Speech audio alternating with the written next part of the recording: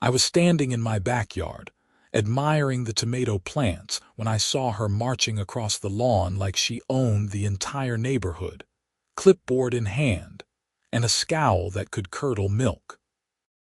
My name is Xavier, and I had just moved into the Meadowbrook Heights subdivision in Aurora, Colorado, 6 months earlier. The house was perfect, a modest 3-bedroom ranch with a decent-sized backyard that got excellent sun exposure. I had spent the past 3 months transforming a bare patch of grass into what I considered a masterpiece of suburban agriculture. Raised beds filled with tomatoes, peppers, lettuce, cucumbers, zucchini, and herbs lined the back fence. Everything was neat, organized, and honestly, I thought it looked better than the patchy lawn that had been there before. The woman approaching was Brenda Morrison, the HOA president, though everyone in the neighborhood called her something else entirely. She was in her late 40s, with that distinctive haircut that seemed to be standard issue for her type, the kind that screamed, "I want to speak to your manager," from a mile away. Her designer sunglasses sat perched on her head, and she wore a white blouse that probably cost more than my entire wardrobe. "Excuse me," she called out, her voice sharp enough to cut glass. "Mr. Xavier, we need to talk." I set down my watering can and walked over, trying to keep my expression neutral. "Good morning, Brenda. What can I do for you?" She thrust a piece of paper toward me without preamble. "This is a formal notice of violation. Your, garden situation is in direct violation of our HOA covenants, conditions, and restrictions." I took the paper, scanning it quickly. The words "unsightly agricultural operations," "decreased property values," and "immediate removal required" jumped out at me. A cold feeling settled in my stomach, but I kept my voice calm. "I am sorry, but I think there might be some mistake. I checked the HOA rules before I planted anything. There is nothing in the CC and Articus about vegetable gardens." Brenda's lips pursed into a tight line. Section 4.7 clearly states that all landscaping must maintain aesthetic harmony with the neighborhood. Your vegetable garden is an eyesore that negatively impacts the visual appeal of our community. Section 4.7 talks about front yard landscaping, I countered. "This is my backyard, and the garden is barely visible from the street. You would have to actually come into my yard to see it properly, which is what you are doing right now." Her face flushed slightly. "I have every right to inspect properties for violations. As HOA president, it is my duty to ensure compliance." "Did you get a warrant or my permission to enter my property?" I asked, keeping my tone light but pointed. "I do not need permission. The HOA has easement rights for inspection purposes. Those easements are for maintenance access to utility lines and shared infrastructure, not for you to wander around people's backyards looking for things to complain about." I had done my homework before buying this house, and I knew exactly what the HOA could and could not do. Brenda's jaw tightened. "Regardless, you have 14 days to remove this garden and restore the area to proper grass coverage. If you fail to comply, you will be fined $500, with additional daily fines of $50 until the violation is corrected." She turned on her heel and marched back across my lawn, leaving me standing there with the violation notice in my hand. I looked back at my garden, at the thriving plants I had spent months nurturing, and felt a surge of anger. This was ridiculous. That evening, I pulled out my copy of the HOA documents and went through them line by line. I had done this before planting, but I wanted to be absolutely certain I had not missed anything. After 2 hours of reading legalese, I was confident in my position. There was nothing in the covenants that prohibited vegetable gardens in backyards. The only landscaping restrictions applied to front yards, where the HOA wanted to maintain a uniform appearance. The next morning, I called the Aurora City Planning Department. A helpful woman named Sarah answered and listened to my situation. "So you are asking about whether HOA restrictions can override city zoning," she clarified. "Exactly. The HOA is claiming my vegetable garden violates their rules, but I cannot find anything in their actual documents that says that." "Well, let me look up your property address," I heard typing on the other end. "Okay, you are in a residential R1 zone. Let me check the specific regulations." More typing, then a pause. According to Aurora Municipal Code, residential properties in R1 zones are explicitly permitted to maintain vegetable gardens for personal use. In fact, we have urban agriculture ordinances that specifically protect residents' rights to grow food on their own property. The HOA cannot restrict activities that are protected by municipal code unless those activities create genuine health or safety hazards. Relief washed over me. "Can you send me documentation of that?" "Absolutely. I will email you the relevant sections of the municipal code." Keep in mind that if your HOA tries to fine you for something that is legally protected, you can file a complaint with the city. We take property rights seriously. Thank you so much. I spent the rest of the day compiling my evidence. I printed out the municipal code sections Sarah had sent, highlighted the relevant passages in the HOA documents that showed no prohibition on backyard gardens, and took detailed photographs of my garden from every angle to prove it was not visible from the street. 5 days later, I received another letter from the HOA. This one informed me that my case would be heard at the next board meeting, scheduled for the following Tuesday evening at 7. All homeowners were invited to attend, and I would have the opportunity to present my case. I showed up 15 minutes early to the community center where the meetings were held. A handful of other residents were already there, most looking bored or resigned. I recognized my next-door neighbor, Tom, who gave me a sympathetic nod. He was a retired firefighter who had his own battles with the HOA over the color of his mailbox. Brenda sat at the front table with 4 other board members. I recognized Janet Hendricks, the secretary, a nervous woman in her 60s who always seemed to agree with whatever Brenda said. The treasurer was Gary Williams, a heavy-set man who looked like he would rather be anywhere else. The other 2 members were Rita Chen and Michael Sullivan, both relative newcomers to the board who I did not know much about. The meeting started with routine business, approval of last month's minutes, a discussion about pool maintenance, and a debate over whether to repaint the community mailbox stations. Finally, Brenda turned her attention to me. Next on the agenda, we have the violation hearing for 2847 Pinecrest Drive, Mr. Lucas Xavier. Mr. Xavier has been cited for maintaining an unsightly agricultural operation in violation of our community standards. I stood up, my folder of documents in hand. "May I present my case?" Brenda waved a hand dismissively. "You may speak." "Thank you. First, I would like to address the claim that my garden violates HOA rules. I have reviewed the CC and Articles thoroughly, and there is no provision that prohibits vegetable gardens in backyards. The landscaping requirements in Section 4.7 specifically apply to front yards only. I held up my highlighted copy of the documents. Section 4.7 also includes general aesthetic standards for the entire property. Brenda interrupted. "It does, and my garden meets those standards.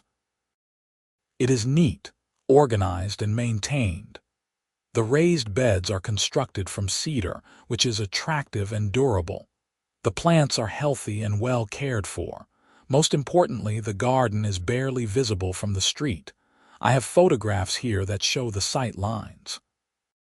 I passed the photographs to Gary, who looked at them and then passed them around.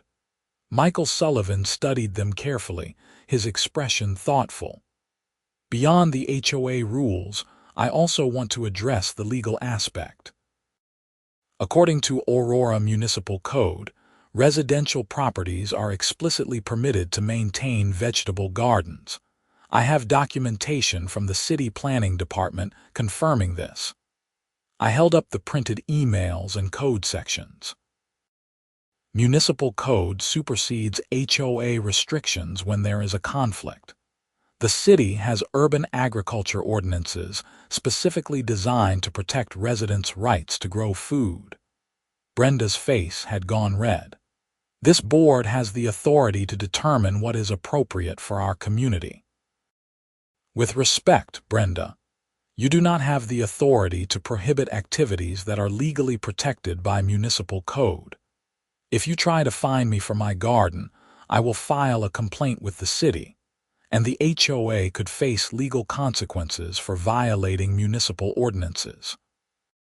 Rita Chen leaned forward. May I see that city documentation? I handed it over. She read through it carefully, then showed it to Michael. They exchanged a look. This seems pretty clear, Michael said. The city explicitly allows vegetable gardens. We are not talking about the city, Brenda snapped. We are talking about our community standards. Community standards that have to comply with the law, Rita said quietly. Gary cleared his throat. Look, I am going to be honest. I do not see a problem with the garden. I have walked past Lucas's house and you really cannot see it from the street. It is not like he has got livestock or anything crazy. He is just growing some vegetables. It sets a precedent, Brenda insisted. If we allow this, everyone will start doing whatever they want. Growing vegetables is not exactly radical, Tom called out from the audience. A few other residents chuckled. Brenda glared at them. We need to maintain property values. Agricultural operations decrease home values. Actually, well-maintained gardens can increase property values, I said. I did research on this. Homes with productive gardens are often seen as desirable by environmentally conscious buyers. But that is beside the point. The point is that the HOA does not have the legal authority to prohibit this. Janet Hendricks spoke up for the first time, her voice timid. Maybe we should table this and consult with the HOA attorney. We do not need an attorney, Brenda said sharply. We need this board to support community standards. Michael Sullivan shook his head. I think Janet is right. If there is a question about municipal code versus HOA authority, we should get legal advice before we expose the HOA to liability. I move to table this matter until we can consult with our attorney, Rita said. Second, Gary added immediately. Brenda looked like she wanted to argue, but she was outvoted. Fine. This matter is tabled pending legal review, but Mr. Xavier, do not think this is over. I gathered my documents and left the meeting feeling cautiously optimistic. I had made my case, and at least some of the board members seemed reasonable. Over the next 3 weeks, I did not hear anything from the HOA. My garden continued to thrive, and I harvested my first batch of tomatoes and cucumbers. I shared some with Tom and a few other neighbors, who were all supportive and thought the whole situation was absurd. Then I got a call from a lawyer named David Cheng. He introduced himself as the HOA's attorney and asked if I would be willing to meet with him to discuss the matter. I agreed, and we met at a coffee shop near my house 2 days later. David was younger than I expected, probably in his early 30s, with a professional but approachable demeanor. He ordered a latte and got straight to the point. I have reviewed your case, and I am going to be honest with you, Lucas. The HOA does not have a legal leg to stand on here. I felt a surge of relief. So they are dropping the violation. I have advised them to, yes. The municipal code is very clear, and trying to enforce this violation would expose the HOA to potential legal action. You could sue for harassment, and you would probably win. Then, why are we meeting? David smiled slightly. Because Brenda Morrison is insisting that there must be some way to enforce community standards. She asked me to explore every possible option. I have told her that there are not any options, but she wanted me to speak with you directly. What does she expect me to do? Tear out my garden to make her happy. I think she was hoping I could convince you to compromise somehow, maybe screen the garden or reduce its size. I shook my head. The garden is already not visible from the street. It is in my backyard, it is legal, and it is not bothering anyone except Brenda. I understand, and for what it is worth, I agree with you. I have advised the board to formally withdraw the violation notice and close this matter. If Brenda continues to push this, she is going to cause problems for the entire HOA. Will they listen to you? The other board members will. I am not so sure about Brenda. He paused. Between you and me, this is not the first time she has caused issues. There have been several complaints about her overreach as HOA president. That was interesting. What kind of complaints? David hesitated, clearly weighing what he could ethically share. Let us just say you are not the first person she has targeted with questionable violations. There was an issue last year with someone's Halloween decorations. Another time she tried to ban residents from parking commercial vehicles on the street, even though they were allowed by city code.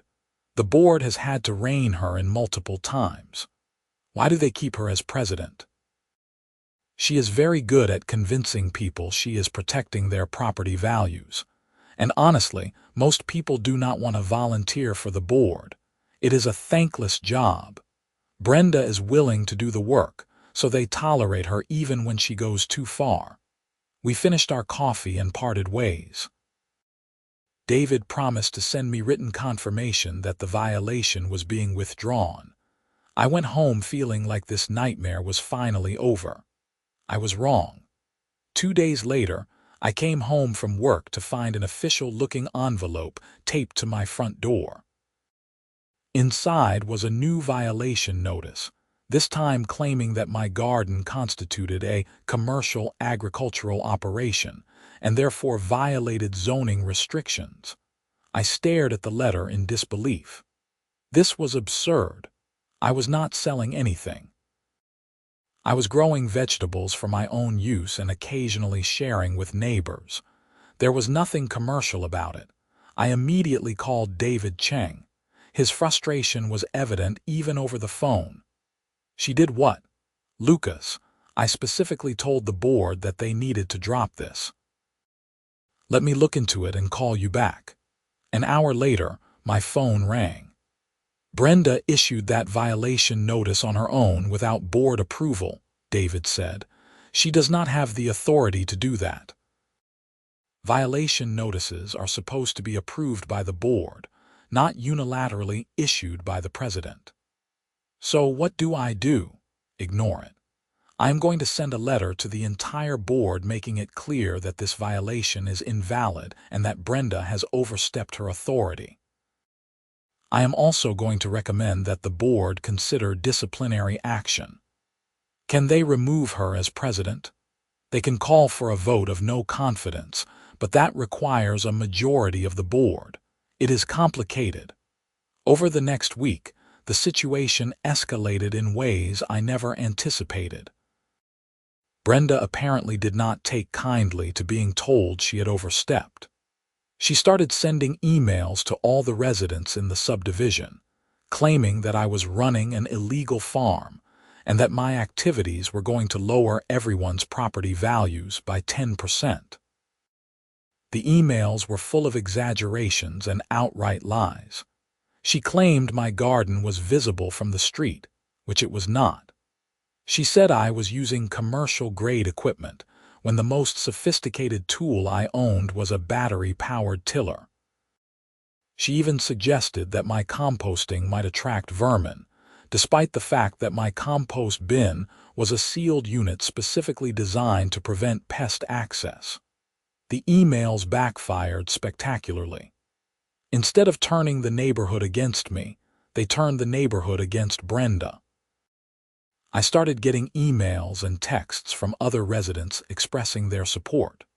Several people mentioned that they had always wanted to start their own gardens, but had been afraid of HOA retaliation. Tom organized a petition supporting my right to maintain the garden.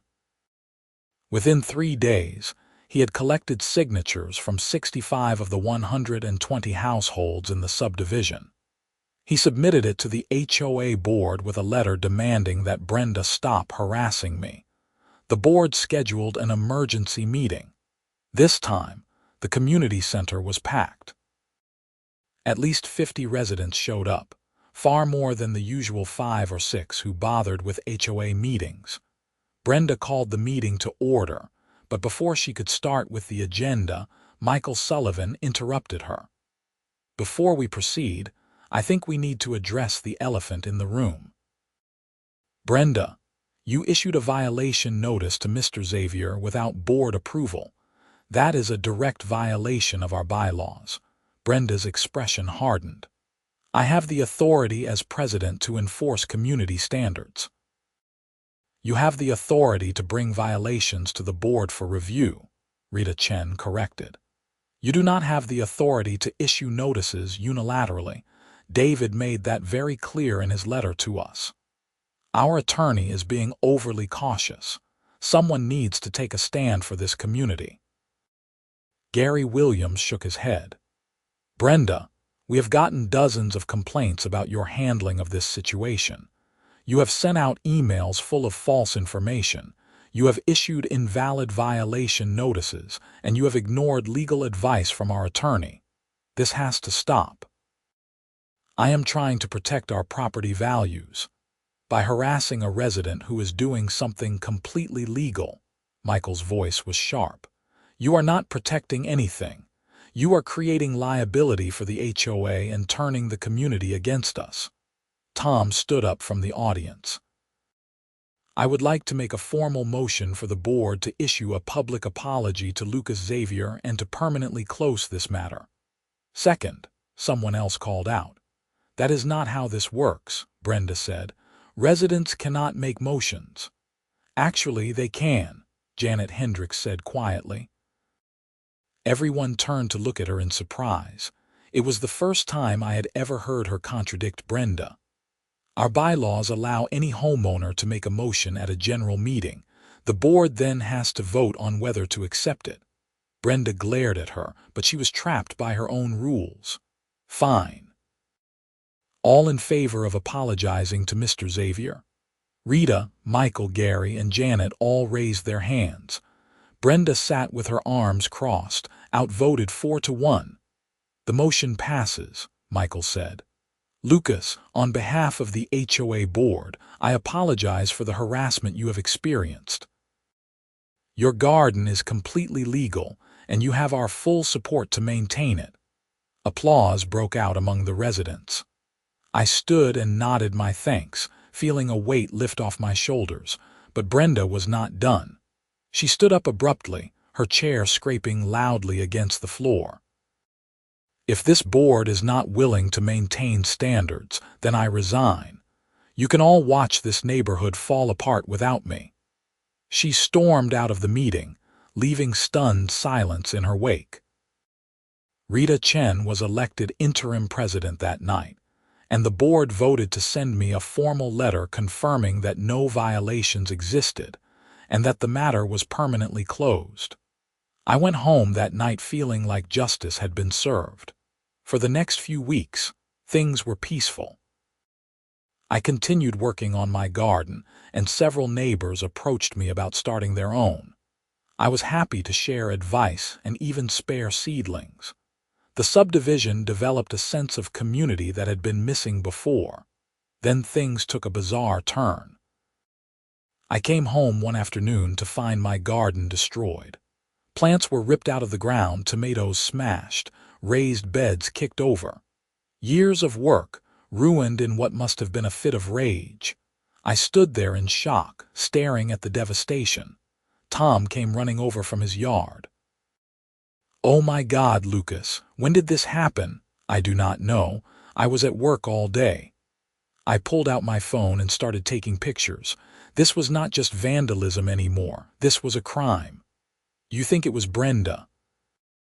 "I do not know who else would have a motive, but I am not going to make accusations without proof." I called the police. 2 officers arrived within 20 minutes. Officer Janet Rodriguez and Officer Kevin Park examined the damage and took my statement. I explained the situation with the HOA, careful to stick to facts and not make any accusations. "You have any security cameras?" Officer Rodriguez asked.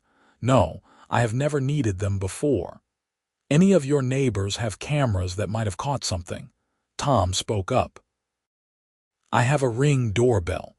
It faces the street, but it might have caught someone coming or going." We went to Tom's house and reviewed the footage.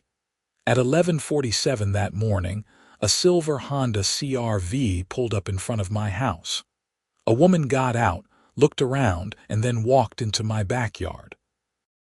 The camera angle did not show her face clearly, but she was wearing a white blouse and had that distinctive short haircut. 15 minutes later, she emerged and drove away. Tom zoomed in on the license plate. It was clearly visible. Officer Park ran the plate. His expression grew serious. "That vehicle is registered to Brenda Morrison. Can you prove it was her driving?" I asked. "The footage shows someone who matches her description, and it is her car. That is enough for us to question her." The officers left to go speak with Brenda. Tom and I started the heartbreaking work of assessing the damage. Some plants might be salvageable, but most were destroyed. The tomatoes that had been days away from harvest were ruined. Months of work were gone. 2 hours later, Officer Rodriguez called me. "Mr. Xavier, I wanted to let you know that we spoke with Miss Morrison. She denied being at your property today, but we have her on camera. She claims someone must have borrowed her car. However, when we asked who, she became evasive. We also noticed mud on her shoes that appears consistent with garden soil. We are going to pursue charges for criminal mischief and trespassing." "What happens now?" "We will file a report with the district attorney's office. They will decide whether to press charges. In the meantime, I recommend you install security cameras. If she comes back, we need clear footage." I spent that evening installing a security camera system. Tom helped me set up 4 cameras covering every angle of my backyard and front yard. If anyone came near my property again, I would have proof. The next day, I got a call from Rita Chen. "Lucas, I heard about what happened to your garden. I am so sorry. The board wants you to know that we will support you fully if you decide to take legal action. The police are already involved. They are recommending criminal charges." "Good. What Brenda did is inexcusable. I also want you to know that we are calling an emergency vote to permanently remove her from the board. Her term does not expire for another year, but the bylaws allow us to remove a member for cause." Vandalism definitely qualifies. I appreciate that. There is something else. Several other residents have come forward with complaints about Brenda. Apparently, she has been harassing multiple people over the years. There was a couple she targeted for having the wrong shade of gray paint on their shutters. A single dad she kept citing for his kids' toys being visible in the yard. It is a pattern of behavior. This was news to me. Why did not anyone speak up before? Fear, mostly. She had a reputation for making life miserable for anyone who crossed her. But your situation gave people courage. They see that it is possible to stand up to her. 3 days later, I received a certified letter informing me that Brenda Morrison had been officially removed from the HOA board, effective immediately. The letter also informed me that the board would cover any costs associated with repairing my garden, as the vandalism had been committed by a board member acting out of HOA-related animus. The district attorney's office moved quickly. Within 2 weeks, Brenda was formally charged with criminal mischief and criminal trespassing. The evidence was overwhelming. The security footage, the mud on her shoes, her lack of alibi, and most damning, a series of text messages that were discovered during the investigation. Apparently, Brenda had been texting with another former HOA president from a different subdivision, complaining about me and the board. In those texts, she had explicitly stated her intention to take care of the garden problem myself, and that she would show them what happens when you do not respect authority. Those texts were enough to establish premeditation. The charges were upgraded to include stalking and harassment, given her months-long campaign against me. The case went to trial 4 months later. I had to testify, describing the entire sequence of events from the first violation notice through the destruction of my garden. The prosecutor presented the security footage, the texts, and testimony from other residents about Brenda's pattern of harassment. Brenda's attorney tried to argue that she had been acting in good faith to protect the community, but it fell flat. The jury deliberated for less than 3 hours before returning a guilty verdict on all counts. The judge was not sympathetic during sentencing.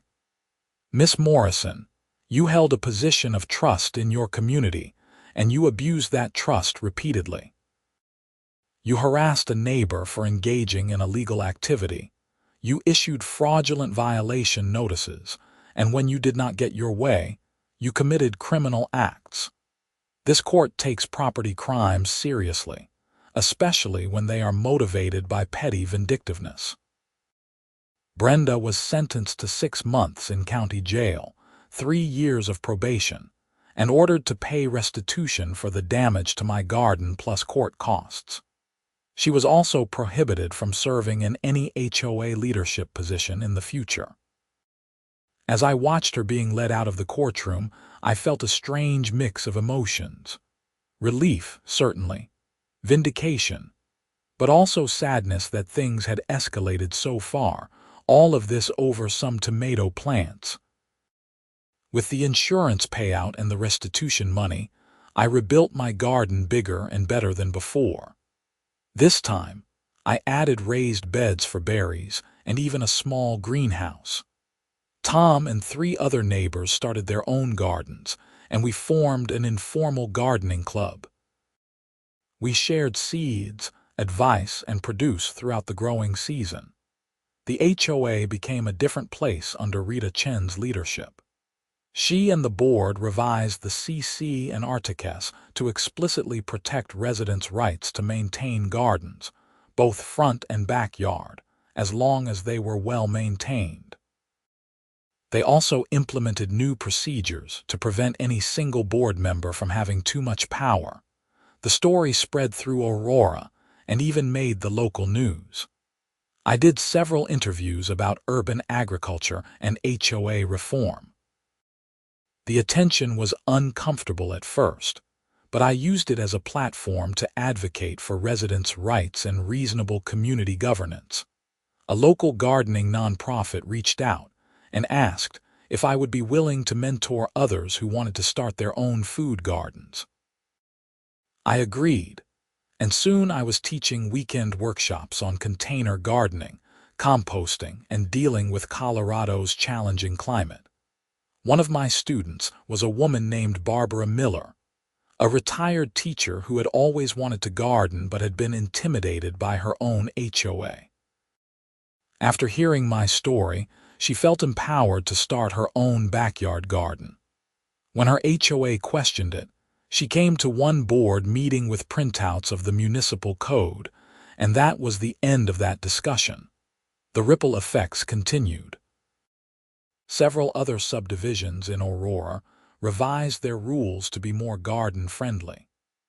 The city council even passed a resolution supporting urban agriculture and making it clear that HOAs could not prohibit food gardens without clear, documented cause related to genuine health or safety issues. Tom and I became good friends through all of this.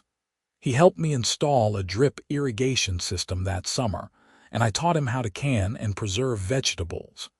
His wife Sarah got involved too, and their kids loved helping harvest produce. One evening, about a year after everything had happened, Tom and I were sitting in my backyard enjoying fresh salsa made from my tomatoes and peppers. The garden was lush and productive, bursting with life. "You know what the crazy thing is?" Tom said. "This whole subdivision looks better now than it did when Brenda was in charge. People actually care about their yards now because they can do what they want with them instead of being afraid of violation notices." He was right. The neighborhood had more character now. Some people had gardens, others had put in rock gardens or native plants. One family had created a butterfly garden that was absolutely stunning. People felt ownership of their spaces in a way they had not before. You ever think about what would have happened if you had just given in? Tom asked. I had thought about it. I think I would have regretted it for the rest of the time I lived here. It was not really about the garden, you know. It was about being treated fairly and standing up for what was right. You inspired a lot of people. Barbara told me she never would have had the courage to start her garden if you had not fought this. That made me feel good. The whole ordeal had been stressful and frustrating, but something positive had come from it. The following spring, I expanded my garden even more, adding a section for cut flowers that I donated to a local nursing home. The residents there loved getting fresh flowers every week, and it felt good to share the abundance. Brenda Morrison was released from jail after serving 4 months, getting time off for good behavior. I never saw her again. I heard through the neighborhood grapevine that she moved to a different part of Colorado, to a rural property where there was no HOA. The irony was not lost on anyone. Rita Chen served out the rest of Brenda's term, and then was elected to a full term as HOA president. Under her leadership, the board focused on actual community improvements like organizing neighborhood events and maintaining common areas, rather than policing residents' personal choices. The Halloween after everything settled, I decorated my front yard with scarecrows made from garden materials. My neighbor across the street went all out with a haunted house display. The kids in the neighborhood had the best Halloween they had ever had, and nobody received any violation notices. At the annual HOA meeting that year, Rita announced that the subdivision had actually seen property values increase by an average of 8%, outperforming comparable neighborhoods. Several real estate agents had specifically mentioned the community's garden-friendly reputation as a selling point. Turns out people like living in neighborhoods where they are treated like adults who can make their own decisions, Rita said to applause and laughter. I continued to expand my gardening knowledge and skills. I took classes on permaculture and learned about companion planting and soil health. My backyard became a living laboratory where I experimented with different techniques and varieties. The local news station did a follow-up piece 2 years after the initial incident, showing how my garden had evolved and how the neighborhood had changed. The reporter interviewed several residents who all spoke about the improved sense of community and freedom. During that interview, the reporter asked me if I had any advice for others dealing with overreaching HOAs. Know your rights, I said. Read your CC and Articles carefully. Check your local municipal code. Document everything. And do not be afraid to stand up for yourself, but try to do it respectfully and through proper channels first. Most HOA board members are reasonable people who are just trying to serve their community. But if you encounter someone who is unreasonable, do not back down just because they have a title. I also emphasize the importance of getting involved. If you do not like how your HOA is being run, volunteer for the board. Go to meetings. Vote. Most HOA problems exist because good people do not participate, and that creates a vacuum that controlling personalities fill. The third summer after the incident, I harvested over 300 pounds of produce from my garden. I kept what my family needed, shared generously with neighbors, and donated the rest to a local food bank. The food bank director told me that fresh produce was always their most needed and least available item, so I started specifically growing vegetables that stored well and would be useful for families in need. This inspired several other gardeners in the subdivision. We formed a group called the Meadowbrook Community Growers and collectively donated over 1,000 pounds of produce to local food banks that year. Brenda helped us organize by setting up a collection point at the community center and coordinating drop-offs. What had started as a conflict over a few tomato plants had grown into something much larger and more meaningful. The garden became a symbol of what communities could accomplish when they focused on cooperation instead of control. I ran into David Cheng, the HOA attorney, at a community event. He shook my hand warmly. "You know, I have been practicing law for 8 years, and your case was one of the most satisfying I have ever worked on. It is not often that everything works out the way it should. I appreciate all your help. I do not think this would have ended well without your legal advice. You did the hard part. You stood your ground and you educated yourself about your rights. Too many people just give in because fighting seems too difficult." He told me that he had used my case as an example when consulting with other HOAs. Several had revised their policies as a result, and he had successfully discouraged multiple boards from pursuing questionable enforcement actions. The garden continued to evolve. I added a small pond with native plants that attracted frogs and dragonflies. I installed mason bee houses and created habitat for beneficial insects. The space became an ecosystem, not just a food source. My kids, who visited on weekends after my divorce, loved the garden. My daughter Emma learned to identify different vegetables and herbs. My son Marcus loved harvesting tomatoes and looking for beneficial insects. The garden became a place where we connected and made memories. One afternoon, a young couple knocked on my door. They introduced themselves as potential buyers for a house that had just gone on the market down the street. "We heard about your garden from the real estate agent," the woman said. She mentioned that this neighborhood was really supportive of sustainable living. "Would you mind if we looked at what you have done?" I gave them a tour, explaining the different techniques I used and the philosophy behind the garden. They were enthusiastic and full of questions. "This is exactly the kind of community we have been looking for," the man said. "Somewhere we can live according to our values without worrying about getting in trouble." They ended up buying the house, and within months had their own garden started. It was rewarding to see the culture shift continuing to attract like-minded people. 5 years after the initial conflict, the subdivision was featured in a national gardening magazine as an example of successful suburban food production.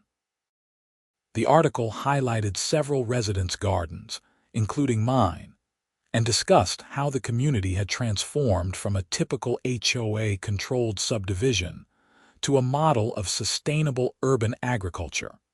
The attention brought visitors from around the country. Brenda and the board decided to organize an annual garden tour, with proceeds going to support local food security initiatives.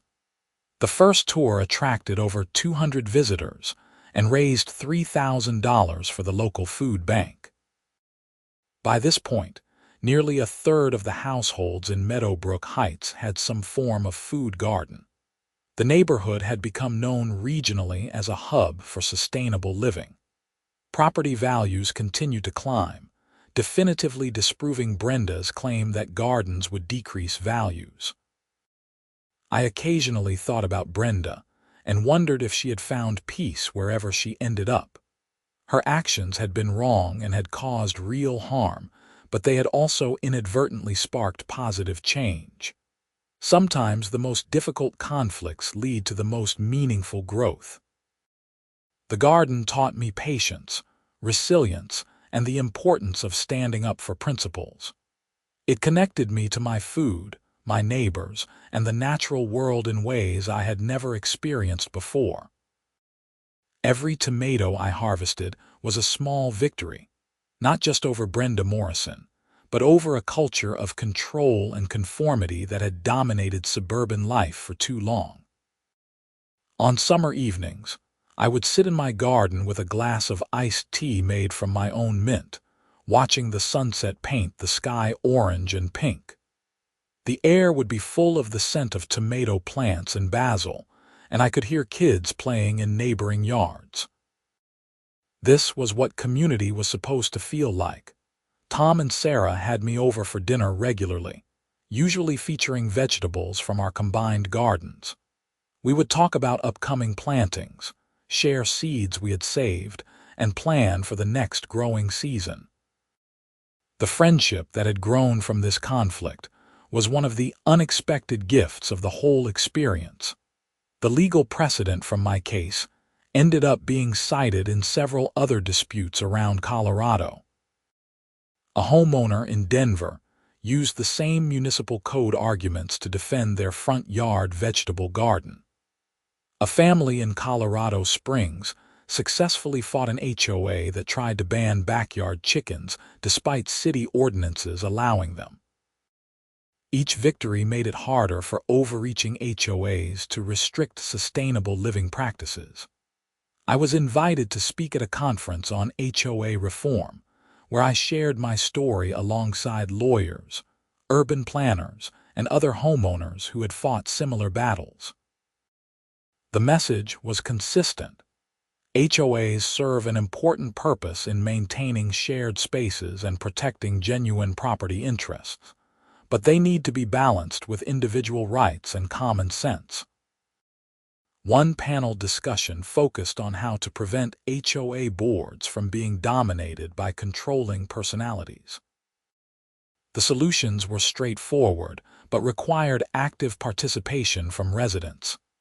Attend meetings, run for the board, communicate with neighbors, and push back against unreasonable enforcement early before it becomes a pattern. After my presentation, a man in his 60s approached me with tears in his eyes. "Thank you," he said. "My HOA has been harassing me over my vegetable garden for 2 years. I have been ready to give up, but your story gave me hope. I am going to keep fighting." I gave him copies of the municipal code citations and explained the strategy that had worked for me. 6 months later, he sent me an email with photos of his thriving garden and a note saying the HOA had backed down after he threatened legal action. These moments reminded me why the fight had been worth it. It was never just about my garden. It was about creating space for people to live authentically and sustainably, free from arbitrary restrictions. The garden matured and became more productive each year. I learned which varieties worked best in Colorado's climate, how to extend the growing season with cold frames and row covers, and how to maximize production from a small space. I kept detailed records and shared my data with local agricultural extension offices, contributing to their research on urban food production. Local schools started bringing classes to tour the neighborhood gardens. Kids learned about where food comes from and how to grow it themselves. Several teachers told me that students who were disengaged in traditional classroom settings came alive when they could get their hands in the soil and watch things grow. I partnered with the school district to help establish garden programs at 3 elementary schools. We built raised beds, taught lessons on plant biology and nutrition, and helped kids experience the joy of growing their own food. The programs were so successful that the district expanded them to more schools the following year. The ripple effects continued spreading in ways I never anticipated. A local restaurant started sourcing produce from neighborhood gardeners, paying fair prices for high-quality, hyper-local vegetables. This created a small economic opportunity for residents while providing the restaurant with a unique selling point.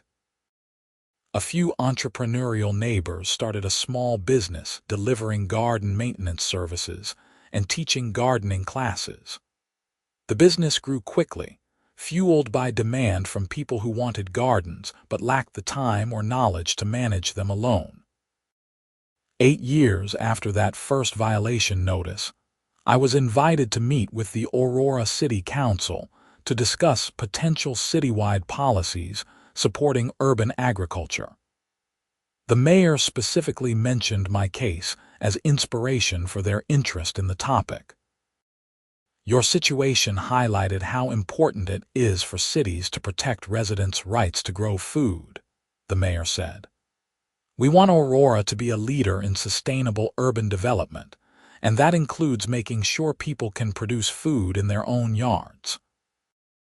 The city passed an ordinance that not only protected food gardens but provided resources to help residents start them. They created a grant program to fund community gardens in underserved neighborhoods and hired a full-time urban agriculture coordinator. I was humbled to have played a small part in this larger movement. What had started as one person defending their right to grow tomatoes had contributed to changing policy for an entire city.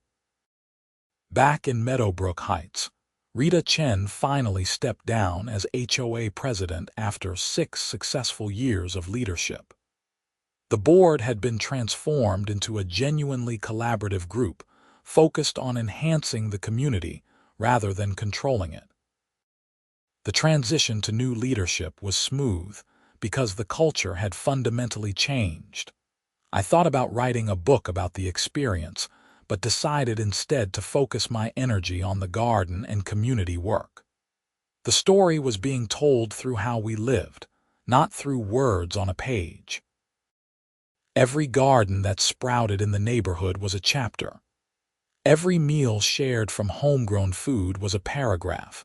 On the 10th anniversary of moving into the house, I threw a garden party. Dozens of neighbors came, bringing dishes made from their own gardens.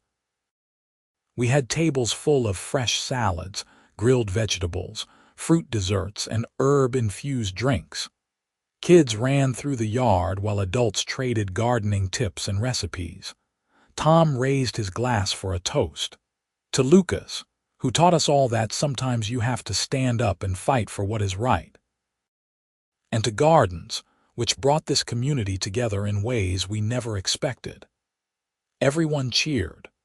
I looked around at the faces of my friends and neighbors, at the garden thriving behind us, at the community we had built together, and felt profound gratitude. The fight with Brenda Morrison seemed like ancient history now, a difficult period that had ultimately led to something beautiful. The garden that she had tried so hard to destroy had become the seed from which an entire community garden culture had grown. I sometimes wondered what the neighborhood would look like if I had given in that first day when Brenda handed me the violation notice.